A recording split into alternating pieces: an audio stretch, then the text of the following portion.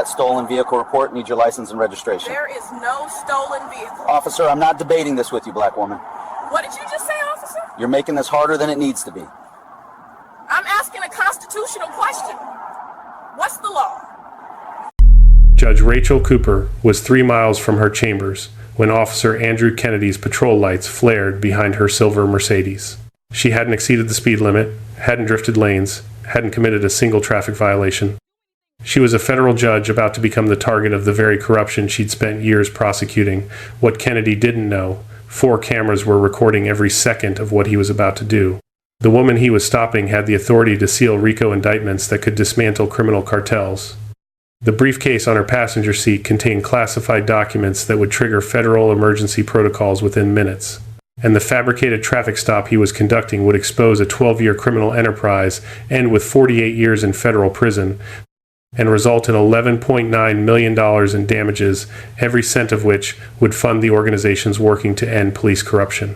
If you are ready to see institutional racism taken down, like this video and drop a comment telling me where you're watching from. And if this is your first time here, hit that subscribe button right now, because you won't want to miss tomorrow's story of cops messing with the wrong people and finding out. Let me know if you enjoyed the story. Let's continue. Judge Rachael Cooper was 45 years old. She had graduated in the top 3% of her class from Yale Law School, spent 9 years as a federal prosecutor with a 92% conviction rate on organized crime cases, and clerked for the Fifth Circuit Court of Appeals. Her appointment to the federal bench 6 years earlier had survived Senate confirmation hearings so rigorous they had scrutinized her undergraduate thesis. She presided over cases involving RICO prosecutions, government corruption, and matters requiring national security clearances. She had the authority to classify court proceedings, issue warrants that could freeze assets across international borders, and make decisions that set legal precedent affecting millions of lives. On this particular Thursday afternoon in October, Cooper was driving home from the federal courthouse in Houston, taking her usual route through the quiet suburbs. Personal vehicle, a sleek silver Mercedes-Benz E-Class she had purchased after 4 years of careful saving from her federal salary. Texas plates clearly visible, registration current.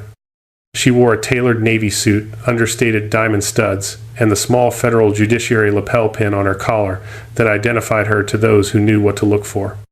The patrol lights activated without warning behind her on Westheimer Parkway, 3 blocks past the intersection where afternoon traffic thinned into residential quiet. Cooper's eyes flicked to the rearview mirror, then to her speedometer. 42 in a 45 zone. No expired tags. No equipment violations. She signaled right, pulling smoothly into the grocery store parking lot ahead, her hands already moving to the top of the steering wheel, where they would remain visible. The dash cam mounted behind her rearview mirror activated automatically, its red recording light steady.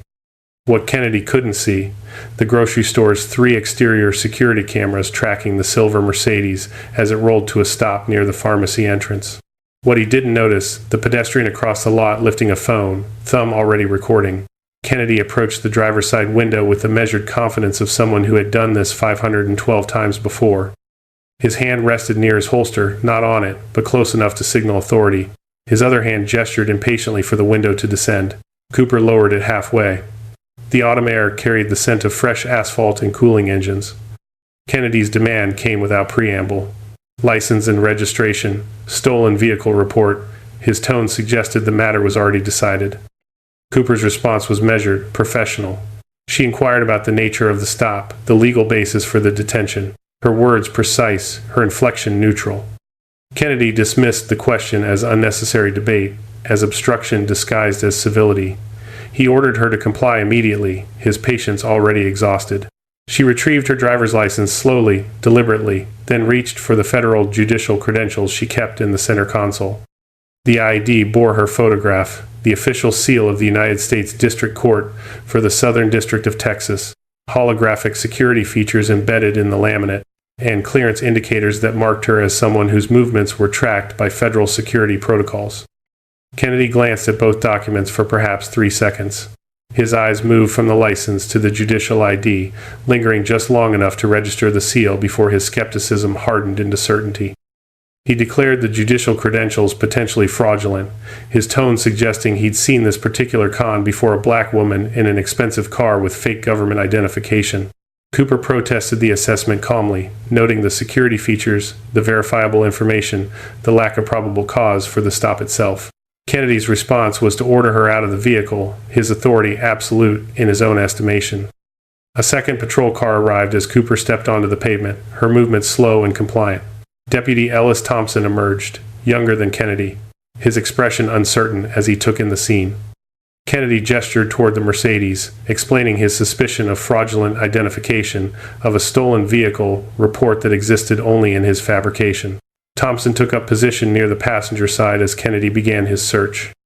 Cooper stated clearly that the briefcase on the passenger seat contained classified federal documents, that any unauthorized access would constitute multiple federal felonies, that she was invoking her Fourth Amendment rights against unreasonable search. Kennedy ignored every word, his hands already reaching for the locked case. The briefcase was reinforced leather, combination lock engaged. Kennedy forced it open with a pry bar from his trunk, the lock mechanism snapping with a metallic crack that echoed across the parking lot. Inside, 58 pages of classified RICO documents, each marked with federal security classifications, each page detailing operations of a cartel network operating across 3 states. Kennedy pulled out his personal phone and began photographing, page after page, documents detailing cartel financial structures, encrypted communication protocols, and buried in the intelligence reports evidence of law enforcement corruption, including coded references to a patrol officer in the Houston suburbs who had been funneling database information to cartel affiliates for 12 years. Cooper stood 10 feet away, Thompson's hand on her arm, her mind cataloging every violation with the precision that had made her reputation in federal court. Timestamps. Witnesses gathering near the store entrance. The cloud icon appearing briefly on Kennedy's phone screen as each photo uploaded automatically to his linked storage account, embedding metadata that would prove irrefutable. Location coordinates, time down to the second, device identification. Kennedy finished photographing and turned his attention back to Cooper. He produced handcuffs, applying them with unnecessary force that left red marks blooming across her wrists. The metal bit into skin as he guided her toward his patrol car, his grip firm enough to communicate dominance. She was placed in the back seat, the door closing with the particular hollow sound of a cage sealing shut. Kennedy drove toward the station, his radio crackling with routine traffic, his confidence intact. What he didn't know, Cooper's judicial assistant had already noted her missed 4 o'clock security check-in, the protocol violation that would trigger emergency response within the next 18 minutes. What he didn't know, the photographs, now residing in his cloud storage, included pages detailing an encrypted cartel communication thread in which a patrol officer, designated Asset K, had been marked for elimination as a liability whose usefulness had expired. What he didn't know, 4 separate video recordings had captured every moment of the stop, the search, the arrest, evidence that would be synchronized, time-stamped, and entered into federal record before sunset. Cooper sat in the back seat, suit disheveled but posture straight, mentally reviewing the federal statutes Kennedy had violated. Deprivation of rights under color of law. Unauthorized access to classified materials, evidence tampering, obstruction of justice. Each charge carried years. Each violation had been documented. The patrol car rolled through suburban streets toward the precinct station, autumn light fading to amber across windshields and storefront glass. Kennedy adjusted his rearview mirror, catching Cooper's reflection. She met his eyes briefly, her expression unreadable. 12 years of corruption was about to collapse under its own weight. 48 years of federal prison time was about to be calculated. $11.9 million in civil damages was about to be awarded. Police reform legislation was about to be drafted across 7 states. But in that moment, Kennedy believed he had won. He had arrested a woman he assumed was impersonating a federal official, had documented fraudulent credentials, had conducted a lawful search. He had no idea he had just photographed his own criminal enterprise. No idea he had just arrested a federal judge who would transform personal humiliation into systemic accountability. No idea that the woman in his back seat possessed both the authority and the evidence to dismantle everything he had built. The patrol car turned into the station parking lot as the sun dropped below the horizon, casting long shadows across concrete and chain link. Cooper's missed check-in timer reached 18 minutes. Federal protocols activated. U.S. Marshals began tracing her phone's last known location. The reckoning had begun. The holding cell smelled of industrial disinfectant and decades of fear absorbed into cinder block. Cooper sat on the metal bench, suit jacket creased, hands still marked with a pattern of handcuffs that had been removed only minutes earlier. Her posture remained upright, her expression unchanged from the parking lot, from the patrol car, from every moment Kennedy had believed he controlled. Captain Victor Reed entered the processing area with the weariness of a man who had supervised too many shifts and ignored too many complaints. He carried the evidence log Kennedy had prepared: driver's license, one federal judicial identification card flagged as suspicious, and notations about a briefcase search yielding official-looking documents requiring verification. Reed reviewed the log while Cooper waited, her silence more commanding than any protest. When he finally looked up, she informed him with precise legal language that Kennedy had committed multiple federal felonies, that the documents photographed were classified RICO materials tied to an ongoing cartel investigation, and that those same documents contained evidence linking Kennedy directly to the criminal organization under federal indictment. Reed's face drained of color as the implications assembled themselves. He returned to the evidence log, hands unsteady now, and requested access to the photographed files. What he found in the forwarded images from Kennedy's phone made his breath catch. Encrypted cartel communications, financial transaction codes, and buried in page 47, a threat assessment marking a law enforcement asset designated K for termination due to increased federal scrutiny and diminishing utility. Kennedy had photographed his own death warrant without realizing it. The cartel had already decided he was a liability. The federal investigation he'd just accelerated would now inadvertently alert agents to an imminent assassination, temporarily sparing his life while simultaneously guaranteeing his conviction. Reed made 3 phone calls in rapid succession, his voice tight with the realization that his department had just detained a sitting federal judge and compromised a national security investigation. 43 miles away, at the federal courthouse, Cooper's judicial assistant, Patricia Wolf, noted the missed 4 o'clock security check-in with growing concern. Protocol required notification after 20 minutes. At 21 minutes, Wolf activated emergency response, contacting the U.S. Marshals Service and providing Cooper's last known location via the security tracking app all federal judges carried. Marshal teams dispatched immediately, tracing Cooper's phone to the grocery store parking lot on Westheimer Parkway. They arrived to find store security footage intact, 3 cameras offering angles that captured every moment of the stop. They found the pedestrian who had recorded the encounter on a phone, the video already uploaded to cloud storage. They found dashcam footage from Cooper's Mercedes, time-stamped and synchronized. 4 separate recordings, 4 angles.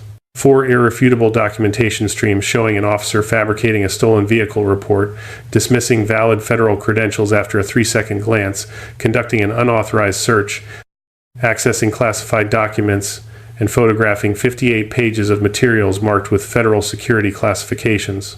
The marshals arrived at the precinct station 19 minutes after Reed's phone calls, their authority cutting through local jurisdiction like a blade through paper. They secured Kennedy's phone, his patrol car's dash cam, Thompson's body camera, and every device that might contain evidence. They released Cooper from the holding cell, escorting her to her vehicle with the formal courtesy reserved for federal judiciary. Cooper drove back to her chambers bearing the visible evidence of Kennedy's excessive force: red marks on both wrists, a bruise forming where the handcuff had caught bone. She made calls from her desk as evening deepened into night. Chief Judge Ronald Paxton, Civil Rights Division at the Department of Justice, FBI's Public Corruption Unit. The investigation launched within hours. Forensic analysis of Kennedy's digital footprint began immediately, specialists diving into 12 years of activity that painted a portrait of systematic abuse masked as routine policing. 512 traffic stops over 12 years, 450 targeting minorities in a county whose population was 68% white. Statistical analysis revealed an 88% targeting rate against Black and Hispanic drivers, a disparity so extreme it couldn't be explained by any legitimate law enforcement rationale.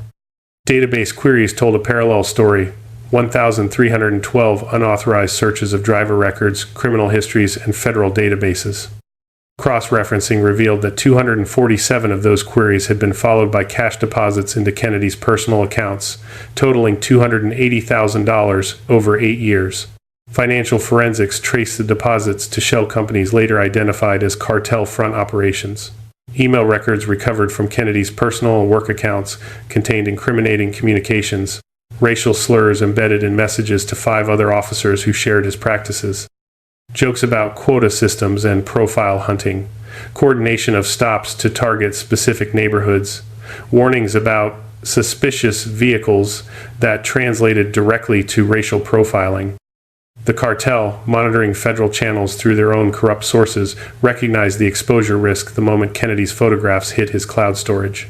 They understood that classified RICO documents in law enforcement hands meant imminent arrests, asset seizures, and conspiracy charges. They made the calculated decision to sever all ties with Kennedy and minimize their own liability.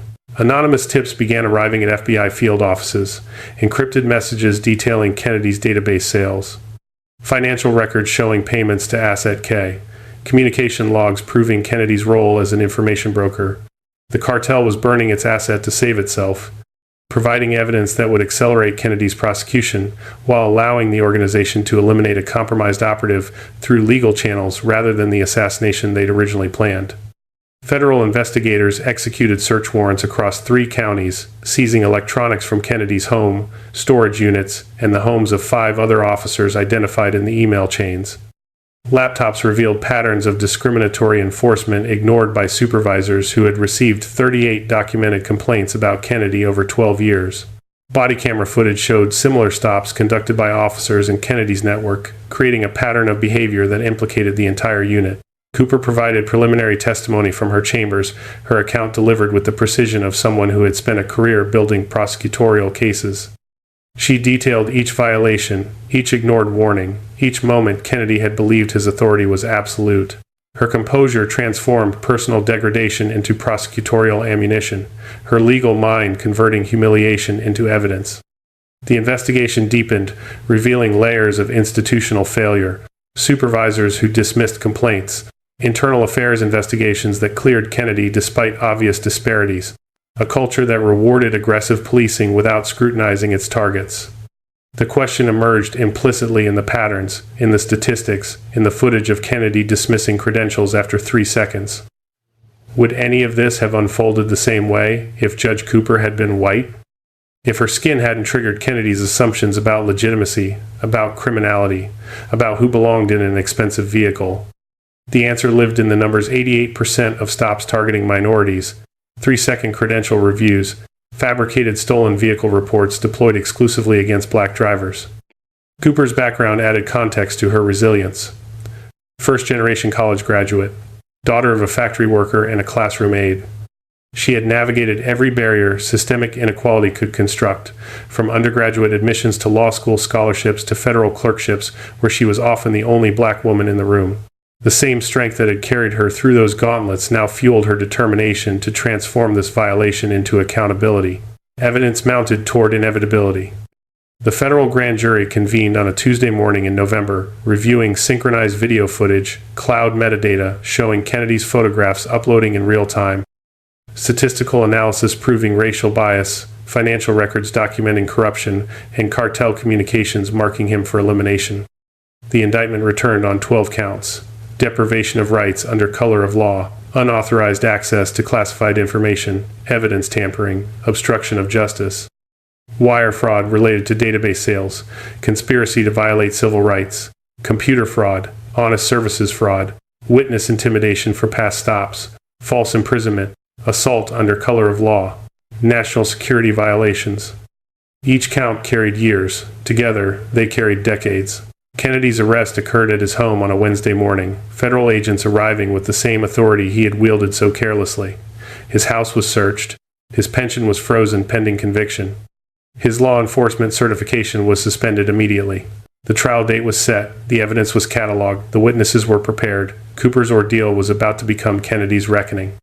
The federal courtroom in downtown Houston filled early on the first day of trial, spectators and media crowding benches normally occupied by attorneys and legal staff.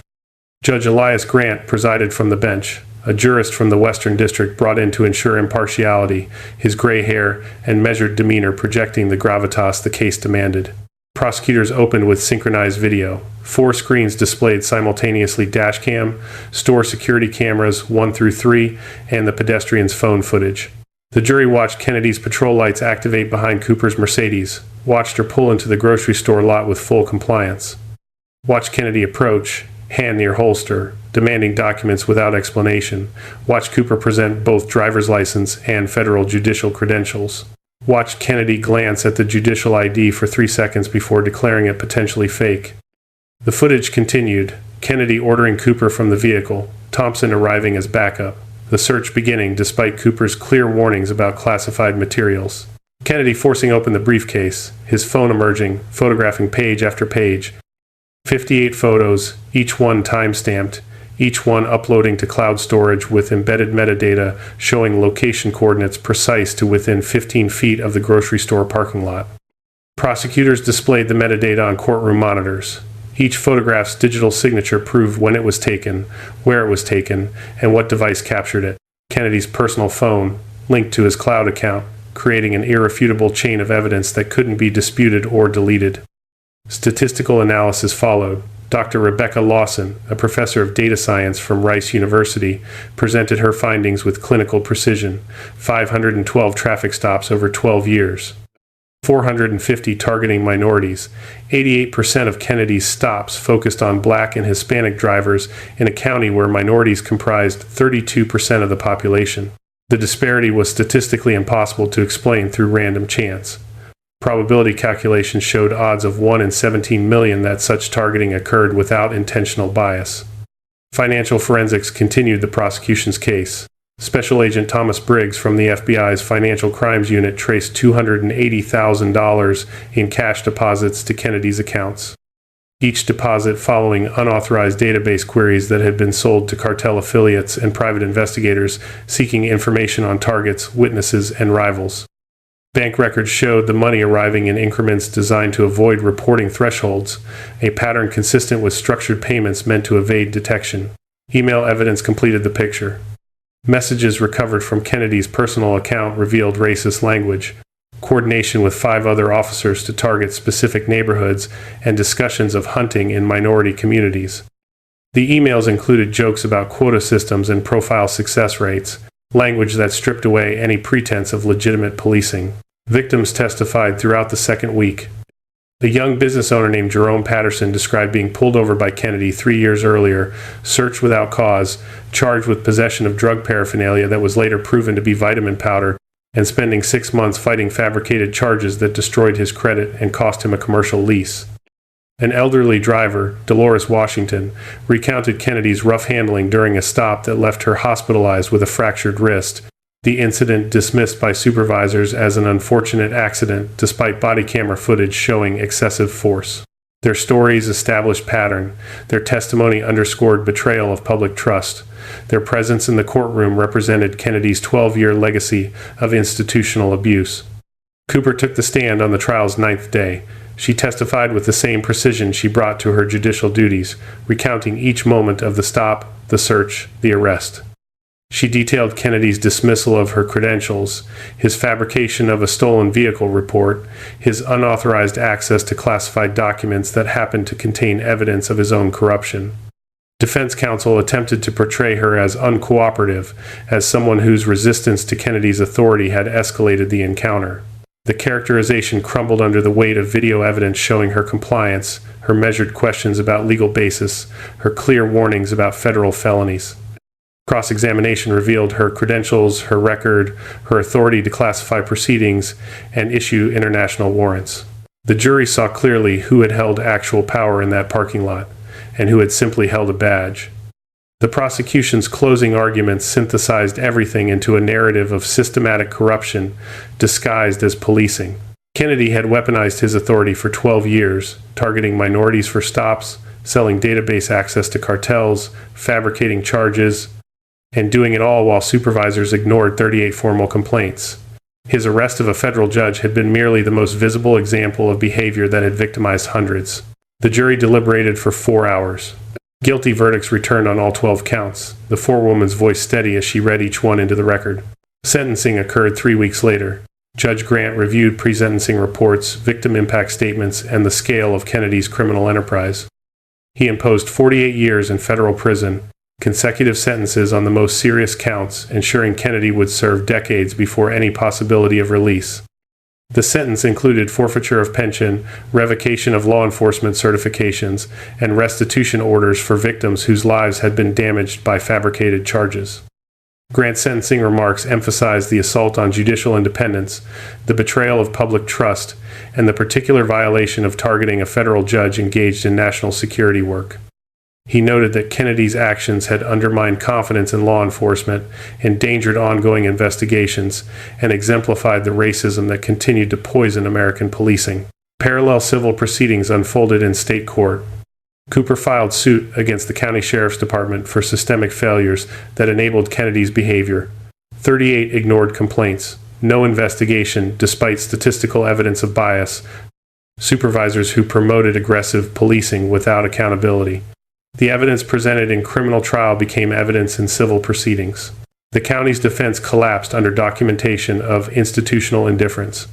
The jury awarded $11.9 million. $4 million in compensatory damages for Cooper's false imprisonment, assault, emotional distress, and violation of civil rights. $7.9 million in punitive damages designed to punish the county's systemic failures and deter future negligence. Cooper held a press conference on the courthouse steps the day after the verdict. She announced that the entire award would be donated to organizations working to end police corruption. $2 million would fund an AI-monitored traffic stop database system being implemented across Texas counties, tracking disparities in real time and flagging potential bias. $1.5 million would support legal defense funds for wrongly accused defendants.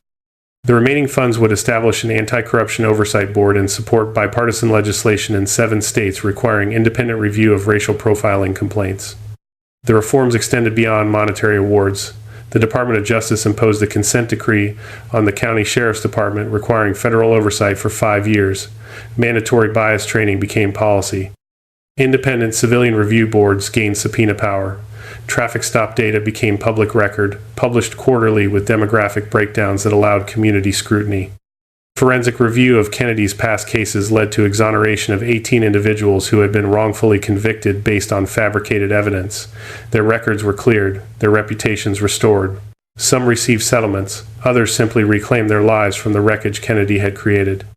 Kennedy sat in federal prison, the authority he'd wielded for 12 years stripped away, replaced by the powerlessness he'd inflicted on others. His appeals were denied systematically, courts finding no error in proceedings that had documented his crimes with uncommon thoroughness.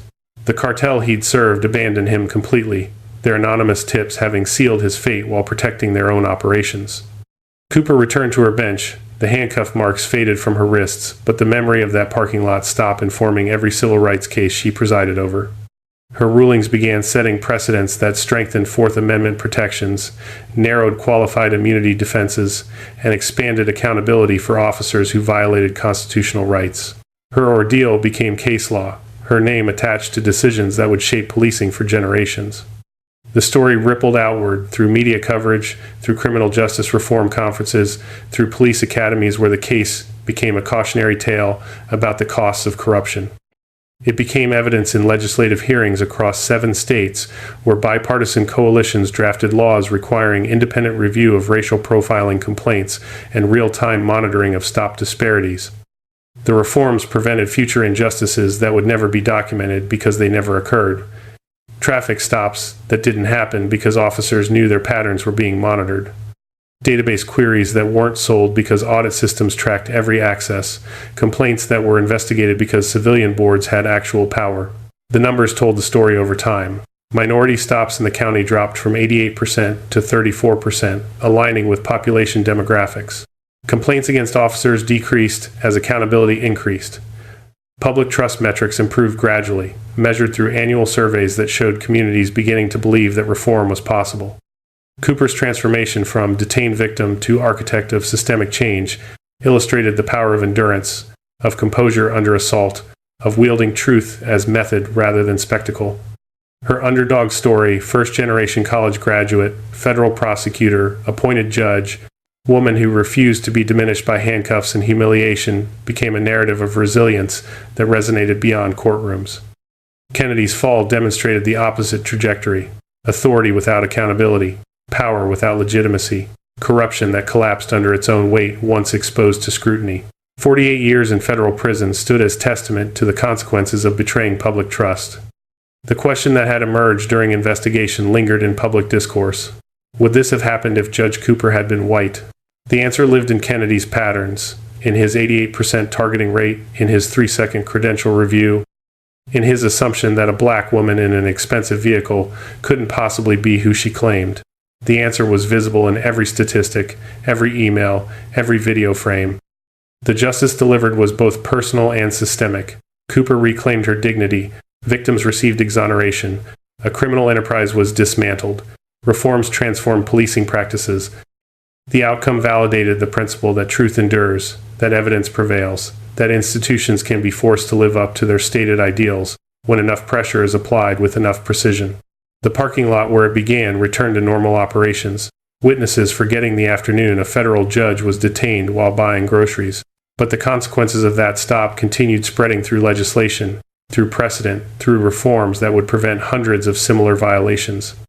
Cooper's story became evidence that power underestimated can still prevail, that quiet determination can outlast aggressive authority, that justice, pursued with method and precision, can transform personal ordeal into collective accountability. The appeals were denied, the reforms took hold, the precedents were set. The lesson was documented for anyone willing to learn it. Underestimate someone at your peril, because the person you dismiss might be exactly the person with the power to dismantle everything you've built. If you like this video, make sure to hit that like button, subscribe, and turn on the notification bell so you don't miss the next story. Share this video with someone who would appreciate it, and let's keep building this community together. And before you go, drop a comment below. I'd love to hear your thoughts on what stood out to you the most. Until next time, stay safe, stay curious, and I'll see you in the next.